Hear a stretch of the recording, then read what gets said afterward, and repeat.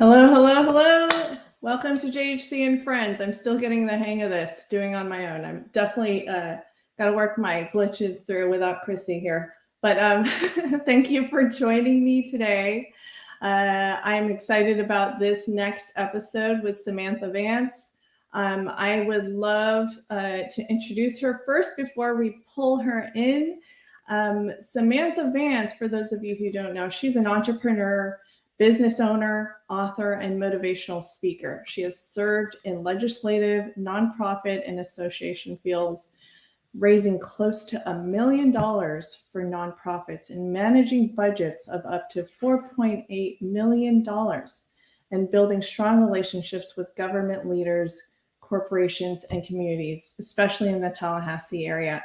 I'm so excited to have her on the show. Thanks to one of my team members back and behind the scenes, Destiny, giving her a shout out. She's going to help me manage this show. And then hopefully Samantha's good to join us soon. And for those of you who aren't aware yet, it's obviously, it's December. I'm really excited about what's coming up for 2022 for JH Creative. There's a lot of things happening right now. Can't quite announce them just yet, but just wanted to mention that there's some exciting things happening for JH Creative, and we're moving through the motions to make it happen in 2022. Several new offers, several new specials, especially before the end of the year. And that's it for now. So please sign up for my newsletter. For those of you who haven't already, you can go to my site, jhcreative.co. You can follow me on Facebook, Instagram, and LinkedIn to find out what's happening. So without further ado, I'd love to pull in Samantha. Samantha, are you ready? Hello, I am getting ready. Yes, awesome. I think the mics. It's possible. Oh, there you go. There you go. I think there could be like a couple.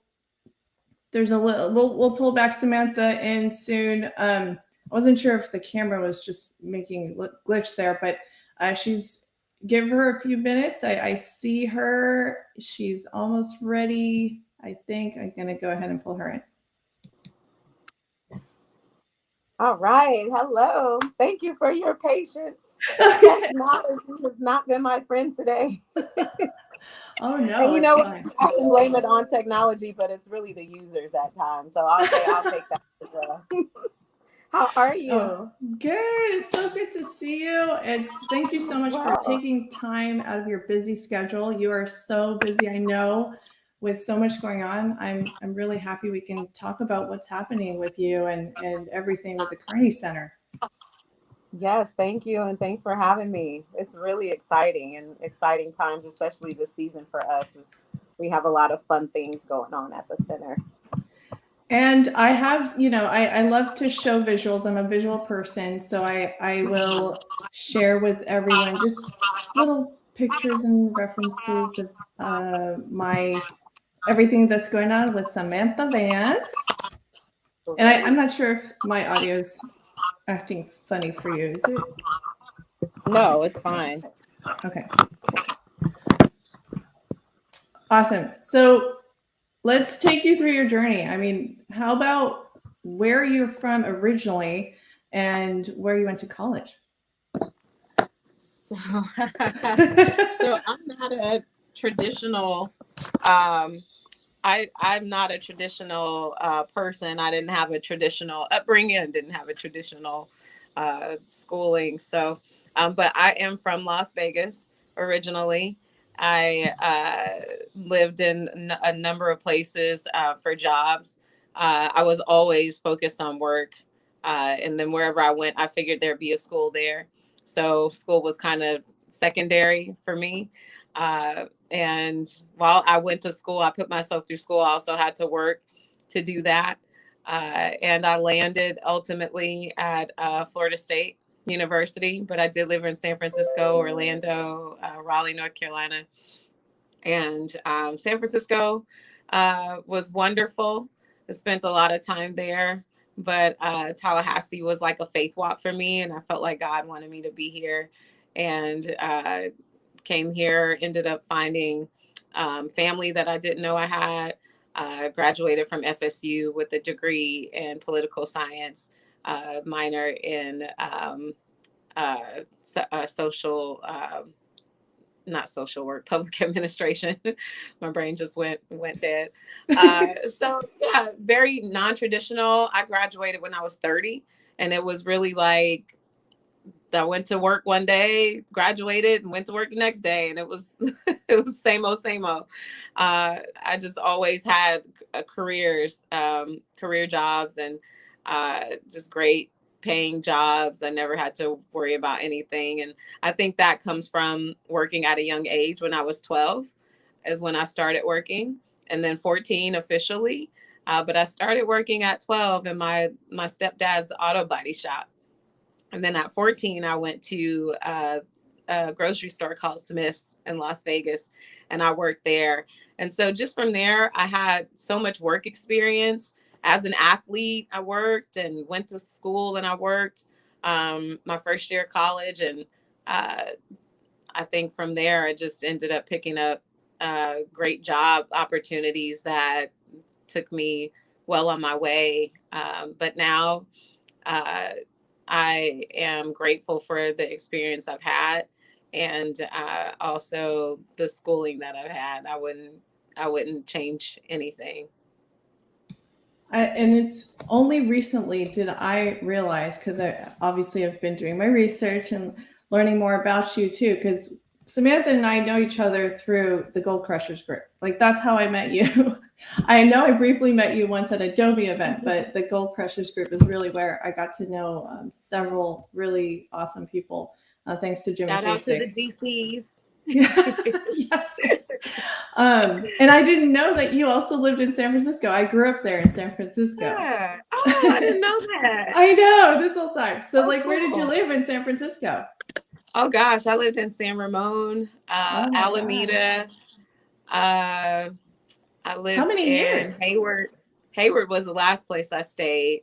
Okay. And then Oakland, of course. Oh my gosh, 6 you're years. Bay Area. Like 6 years is a long time. So you got to know the Yeah, Bay Area quite a bit.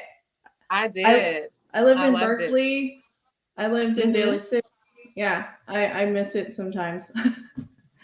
I um, volunteered in those places. I volunteered often in Daly City at the Boys and Girls Club there, and then Berkeley also at a homeless shelter. And oh my then gosh. I just hung out in Berkeley all the time because my boyfriend played football there, and I had friends Oh, that cool. went to Berkeley, so I was always at Berkeley. Oh my goodness, did we overlap in another lifetime? We probably walked past each other and didn't know. So, yeah, Hey, that's girl. so cool. Nice hair. So I know because I recently also watched the interview with Come Back Stronger and about your story with your grandmother. That's definitely a traumatizing experience. I want to talk about your book. And so your grandmother was a pivotal part and a reason for why you started Ladies Learning to Lead, right? If I got that correctly. No. Or maybe her influence as a strong woman helped you. Yeah, she is a great example for what we teach our girls. I'm the board chair now of Ladies Learning to Lead. I have the pleasure of founding and leading the organization for all those years, 11 years. And now Fadrina Sutton is our interim executive director. And so it's wonderful being a board chair. So I'm very hands off. She handles all the day to day, and but I still have input, and that's my baby, will always be. But my grandmother was a big part of my life in general. And later on, when I came to Tallahassee, I found out I had family here. She was one of the people that I didn't know about before, and I found. And so she was a huge um, role model for me. And she gave me a lot of wisdom and guidance along the way. You got a whole PowerPoint on me. That is so cool. But yeah. Yeah, She was always an inspiration. She was a giver. She loved God. She loved people. And she would give her last. And she did give her last for people. And I know that a part of what I have in me comes from her as far as that giving heart and doing for others too. That's wonderful. And I mean, I believe every aspect that happened to you in your life like really plays a huge role in what you're doing today, right? And I saw with the Kearney Center, I know it's CESC Kearney Center, right? And so it takes care of the homeless. And I know personally your mom went through that, right? Yeah. So the Kearney Center, people often only hear of the Kearney Center, but CESC stands for Connecting Everyone with Second Chances. That is the parent organization of the Kearney Center and the Health Services Center. They're two separate entities, but in one building. And we house adult men and women to help them not only get back on their feet, but, to provide some mental health services as well. It's not just about housing and getting you there. Once you get there, you need to understand how to function there. And some of the things that we all deal with every day, they deal with as well, but on a more challenging level. So they need a lot of the same things that we need. I always say that any of us are one situation, one step away from being homeless. You just, a lot of the folks that we serve didn't think they would be homeless. And not everyone has drug problems or alcohol problems. There are multiple issues that people face, like divorce or traveling with friends and you were left behind, going to a party and, you've gotten drunk and you don't have anywhere to go and you're embarrassed to tell your family and friends. So you just kind of hang out at the shelter until you figure out the next steps. Loss of a job. There are loss of family members. That's a big one. There's a guy who had a whole family and a job, a professional position, and his wife and kids died in a car accident, just in the blink of an eye. Everything changed for him. So he ended up homeless. And, it's more of a mental thing at that point where how do I even go on? Why would I? I just lost everything. So we look at homelessness as sometimes people look down on homeless people as, like an inhumane type of situation, but we're all the same and any of us can end up in that position at any given time. So the Kearney Center is very, very special to me because I realized that my mother was homeless when she was pregnant with me. And my two older brothers at some point as well. She was in a domestic violence situation. Her husband was very abusive toward her. So, you have those situations as well where the women end up out on their own because of that. And the Kearney Center is doing tremendous work to help people become self-sustainable. So it's a privilege and an honor, a joy most days, some days to be at the helm. I can't lie. There are some days I'm like, what the have I gotten to?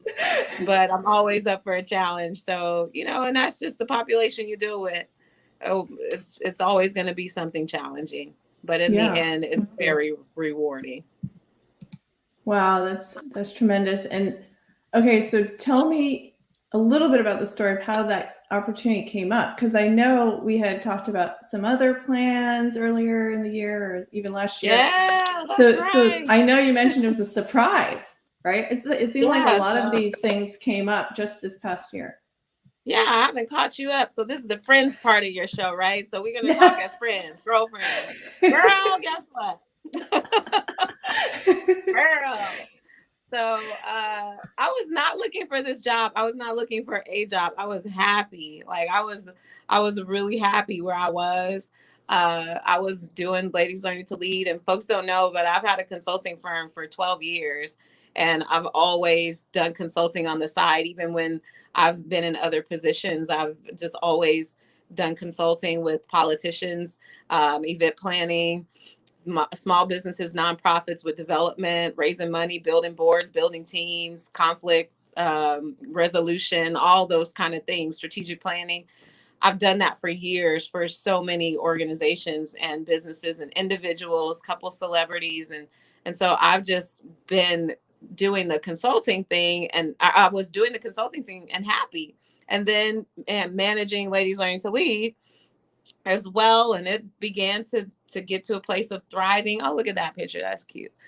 And so uh the uh the opportunity came when they needed a consultant to look at a couple other entities that was under CESC umbrella, which was Westgate and Dwellings. Dwellings is a tiny home community that I love, that Rick Kearney built. He's so amazing, by the way, and he's done a great job like helping people in the community, not just through the shelter, but to help them, get to other levels, transitional housing, and then to be in a tiny home that's top of the line, state of the art. Like you don't see stuff like everything that he's built. You don't really see anything like it in Tallahassee or in some parts of the country. So I was consulting with them for Westgate and Dwellings work as they transition into new direction, ownership, and what have you, or management rather.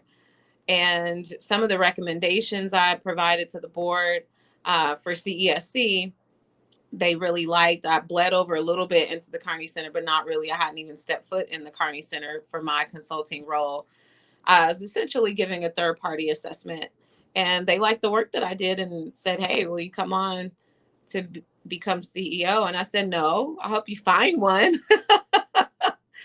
And I said no, a couple times, and then I said no.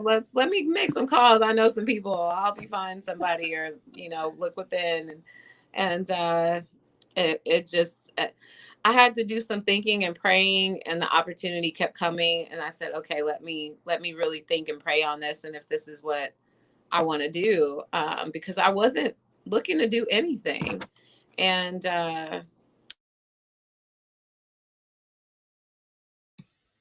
and and the changes that were needed, and if I would be the right person for that. And after I did, and I met with my mentor, Steve Evans, and some others. I have others in my life who I seek counsel from. And, it was a hard decision for me. It felt like marriage. It's like, oh my gosh, this is huge. I'm about to be married to I hadn't been married to anything, in a long time, since Florida Healthcare Association. So it had been like 5 years, and I didn't know. I honestly, I just didn't know how that was going to play out for me. And I always said, if I go back to the the workforce, it would be to work for Google, right? And that was always like my thing. I'm sticking to this. And so I'm like, y'all are messing up my plans. And when I looked at the problems, though, and I had identified some of the problems, I knew I could fix them. And that to me was like the easiest part. Like, oh yeah, I could work these things and pull in some resources and people, connections I have in the community and throughout the state. We can make this work. We can turn things around. Uh, but internally, I had to figure out if that was really what I wanted to do. And I think it was the passion that I have for it. People don't know that about me either. I've been in homeless shelters serving since I was 9 years old, and I never stopped. Every year, even when I was married, I take my stepsons, my bonus sons. I would take them to the homeless shelter. My ex-husband would come as well, and it was a family thing. We would do that, and um, even before that and after that, I'd still go to the homeless shelter and do something around Thanksgiving, Christmas. I'm always feeding the homeless. So I had to look at that. And then ultimately I prayed about it, and I felt like God was leading me to do it. Long answer. but that's the truth. Oh yeah, no, Girlfriend I to loved girlfriend. it. No, that's so wonderful. I really, a part of me has thought about, like, it's on my to-do list to really plan for making a trip out there to bring the kids, because it's so easy. They think that everything comes to them so easily, and not to take things for granted. And it does happen here in our country. And like you said, it can literally happen to anybody. And I'm glad you're bringing that out, because we forget that it really could happen to any one of us, because things unfortunately happen. And so, I mean, San Francisco, for example, or California, there's a huge problem out there with the housing prices going up, and people are just left and right becoming homeless. And so, what are you allowed to say that you guys are planning on doing with the Kearney Center? And I'm seeing more about it because obviously I'm following you. But with the issues that have come up more recently with Tallahassee, what are you guys planning on doing?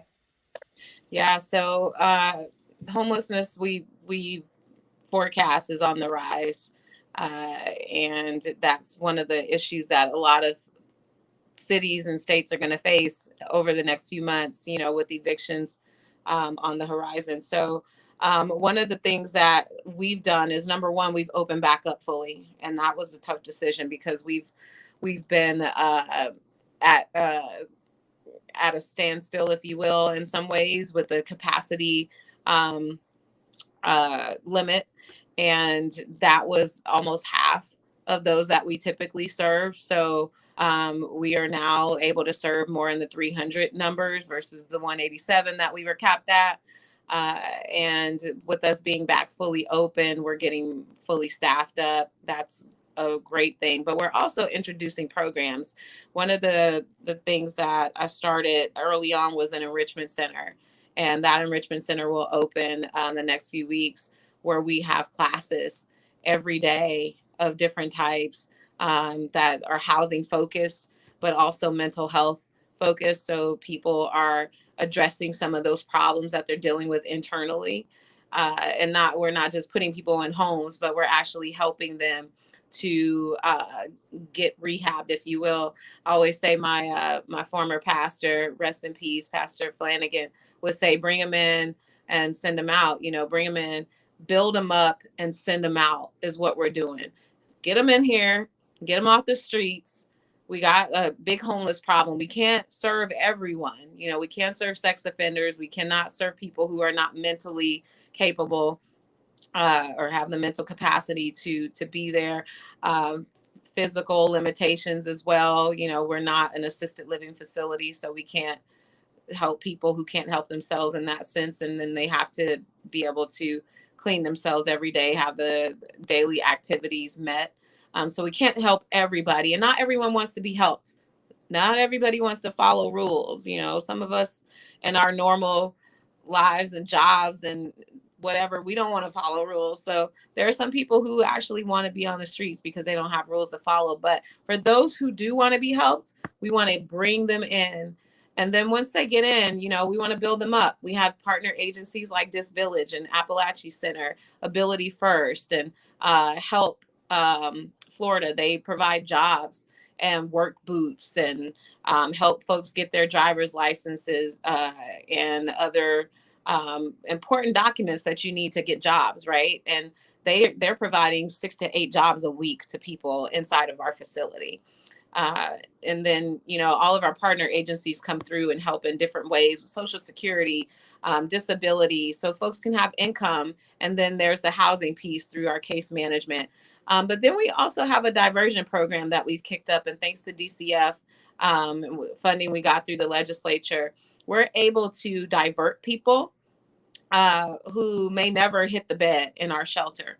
So those folks say, if, like, for instance, I mentioned a party earlier, you came out here to party and you got left behind, right? The next day you go to the shelter, you're from Pensacola, you don't have any way to get home. Instead of you ending up homeless on the street or ending up in our shelter, we actually have a program that will get you a bus ticket to go home. So we'll get you on the Greyhound, or we'll get you an Uber to the Greyhound and get you on the Greyhound, get you back home. If you lost your money and you need a deposit for your utilities or your you have to pay your rent when you get back, but somebody robbed you and you're left for dead, right? Then we can help you with that, and that's up to $1,500 per person. So that diversion program really assists people even when they don't need the bed assistance or all the other services that we provide in house. And we're diverting folks from being homeless, about 80 people a month. And then now, since we're back fully open, we're able to tackle that waiting list of over 100 people that we had who are out there homeless, and get them in and get them served. Wow, that's a whole lot of work, Samantha. That's amazing. That's wonderful. I want to talk about, I don't know if there's anything else you wanted to mention, but I also wanted to talk about Ladies Learning to Lead briefly, and your book, as we get really close to finishing up here. So with your book, 21 Days of Healing, I think it's tied to what happened with your grandmother. Can you tell me a little bit more about what inspired you to start that? Yeah. So the book itself was in my healing journey, created during my healing journey after, and I haven't publicly talked much about divorce, but it was a hard one. And after that, it took about 2 years, and, during that period to really rehab myself and do my hard work, healing work. And I felt like there were other women out there, and men, girls, women and girls, but it's my focus, that need that healing as well. And one of the ways to get it is through journaling. Therapy is a big one, but journaling is great. And so the picture you see is my mother and my godmother next to me here in Tallahassee, which was such a joy to have, and have them here. And we did a book signing at Midtown Reader. And you can actually go pick up the journal at Midtown Reader. It's called 21 Days of Healing, 21 stories from women and girls about how they went through their healing journey. And inside of the journal is 1 to 2 page stories and journal entries for each day. So there are 21 days of that where you can journal. But as you're journaling and you're going through whatever you're dealing with, you have stories to read from women to help you overcome whatever you might be facing. So I've had men purchase it and say, I love this book. And of course, so many women. So go out and get your book. You can get it on samanthavance.com, and you can purchase in bulk if you're an organization. And we just encourage you to walk in your healing, because there's nothing like it. This is the best I've ever been in my entire life. And it's all because of my healing process, going through that. I got mine. I got my copy. Yay! I wanted to go through it with my daughter too, just because. Nice. I mean, I didn't go through some major trauma really. Maybe I did growing up and I didn't even realize it. But we went through, we moved a lot with me as a mom. And I could say personally, like, it hasn't been an easy transition a lot, becoming a young mom. And so my daughter being a teenager, and a lot of the after effects, I think, is kind of manifesting itself. So I was thinking of going through this with her. Oh yeah, that would be great. Young girls in there. I think our youngest was is 13 or 14. And her story is great, all the way up to, I think, age 70. And, my story talks about my grandmother and how she was killed. She was dropped at the hospital. And so in the Come Back Stronger video, I talk about that as well. And I cry about that. It was very intense. So check that out at, I think it's Phasic Brooks on YouTube, Come Back Stronger channel. Yeah, and we can share that link also in the comments there. And it's also on their website, so you can find it there. And it was so well done. Samantha said that story was so touching. I didn't realize that's what happened. And it's really amazing that you've come through. I mean, after all of that, then there's the journey of healing. And then everything else. Like, I met you when you were like trying to help your, I think it was some of your mentees at Ladies Learning to Lead build something, right? And so it's just, I met you after that, and I did realize how much suffering you've gone through in your life. And it's really amazing that where you are now, you know? Yeah. And it was back to back for me. My grandmother's death, my divorce, and just loss of a lot of things, honestly. Almost everything. So I had to do a full rebuild, and I still smiled. I still did what I had to do in the streets, staying connected to people, and nobody really knew what I was going through. And so, and you still had to keep your smile on for Ladies Learning to Lead, I believe, and you were managing a lot of that. And now you're the CEO, and you are also an appointed advisor for the governor. So how did that come along too? Was that kind of a big surprise that happened for you too? Did it? No, it was something that I had wanted for a long time. And a long time, meaning like a long time for me is like a year. Because my days feel like years sometimes.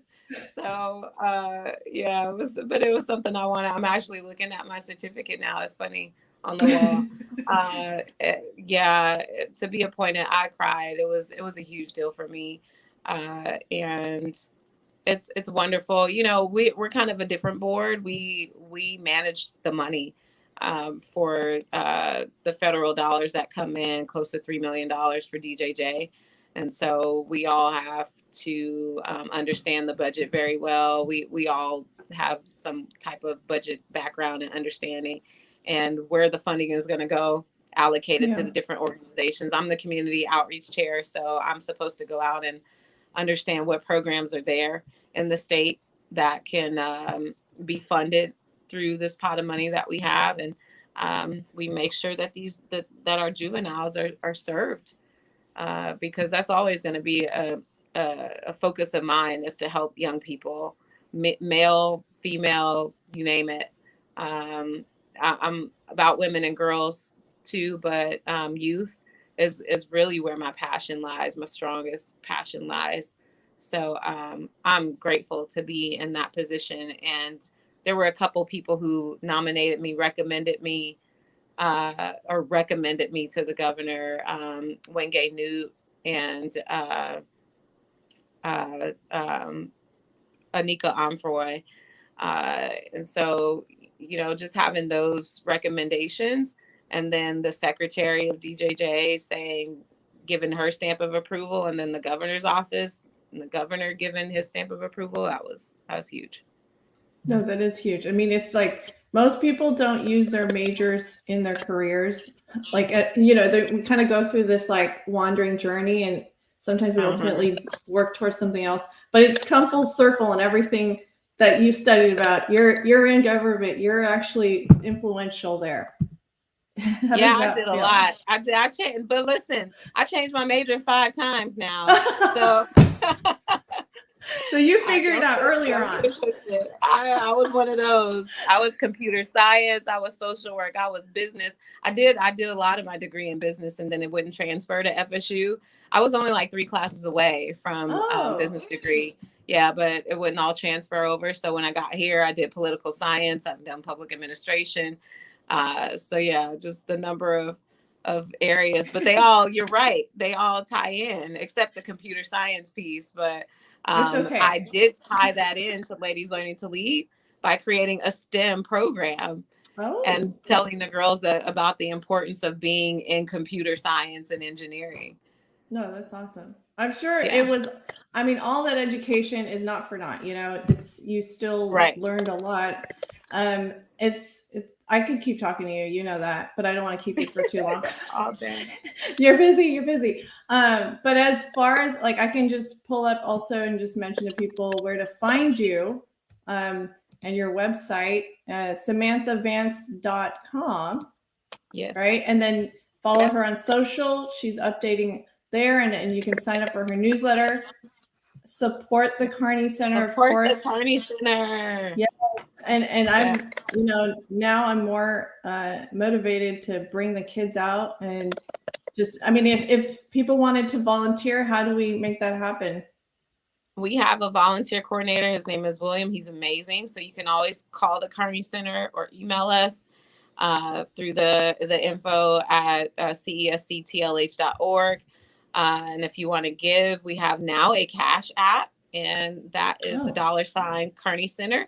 And then we also have PayPal, which is paypal.me/KCTLH. Okay. KC for Kearney Center, TLH for Tallahassee. So you can always donate through those avenues or send us a check. Awesome. We'll definitely keep those links in the comments and in our YouTube channel. So for people who happens to stumble on this interview, and we'll easily find those links. And please donate and support the Kearney Center, and then also follow Samantha. She's an amazing person. She's probably going to have her own movie come out in the years. I mean, I swear it's like, what do you do? Pursuit of Happiness movie, her version of it. Why are you saying these things? No. I'm predicting the future. I think you're such an amazing person, Samantha. I really appreciate you. And thank you for coming on this show. And I wish you the best, and we got to keep in touch. Thank you so much for having me. Seriously, I've been watching you do it for the longest, and I'm grateful to be a guest. And let's get together soon. Awesome. I'm just gonna go ahead and just say thank you to the audience, for those of you who are watching, and for those who catch the recording later on. Y'all know where to follow me. I'd love to have anybody who's interested in being featured as a local entrepreneur and influencer here in the Tallahassee area. Contact us if you'd like to be on the show. Thank you very much, and have a great day. Bye. Bye.